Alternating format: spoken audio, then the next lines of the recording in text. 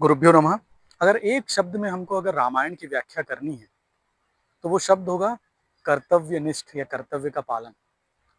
एक व्यक्ति अपने जीवन में भाई के साथ, बहन के साथ, परिजनों के साथ, माता के साथ, पिता के साथ कितने सारे संबंधों को निभाता है।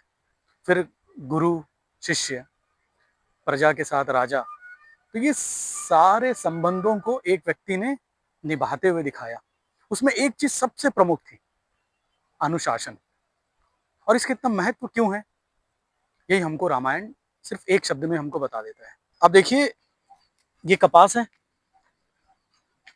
यही अनुशासन के रूप में ये धागा लिया और उसने इसका रूप लिया। ये हमारे गांव में बनाई जाती है। इसको देखेंगे आप, ये धागा एकदम अलग है ये, ठीक है? लेकिन जब इसे अनुशासन के रूप में जब इसे डाला गया, तो ये इसका रूप ले लेती है। इसीलिए ये बहुत ज़्यादा ज़रूरी है। जब एक व्यक्ति माँ के गर्भ में जन्म लेता है, तो जब जीवन में बाहर आता है, वो आते ही साथ वो 6 चोरों के साथ अपने आप में सम्मिलित रहता है वो। काम, क्रोध, लोभ, मोह, मद और मात्सर्य, बिना जाने ही। फिर ये जब उसके शरीर में होते हैं, इसके साथ 4 चीज़ें अतिरिक्त और पैदा हो जाती है। भय, निद्रा, आलस और बीमारी।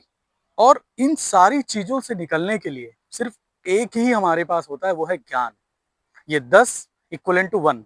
लेकिन ज्ञान हम 8 की उम्र से, 9 की उम्र के, 10 की उम्र से समझने लगते हैं। तब तक ये सारी जो गुण है, ये हमारे शरीर में रहती हैं। फिर हनुमान जी राम जी से एक दिन पूछते हैं कि प्रभु, वेदांत और वेद क्या है? तो हंसकर राम जी जवाब देते हैं कि जितने भी वेद हैं, वो मेरी सांसों में सम्मिलित है। जो मेरी सांस है, वो वेद है। लेकिन वेदांत, वेदांत उस वेद में उस तरह सम्मिलित हैं जैसे तिल में तेल और दूध में मक्खन। और ये दोनों ही ज्ञान का प्रतिरूप है। जब आप एक प्रोसेस करते हैं, तभी आप दोनों को पाएंगे। नहीं तो वेद तो हैं, लेकिन वेदांत नहीं होता है। ठीक है? तो इसी बात पे शंकराचार्य जी कहते हैं, षट तस्करा तस्मात जागर्त जागर्त। तो ये जो 6 चोर हैं, इससे आपको हमेशा ही सतर्क रहना है। 6 चोर और उससे 4 जो अलग पैदा होते हैं। तो ये जो 10 रावण के सर हैं, इसको हम लेके पैदा होते हैं।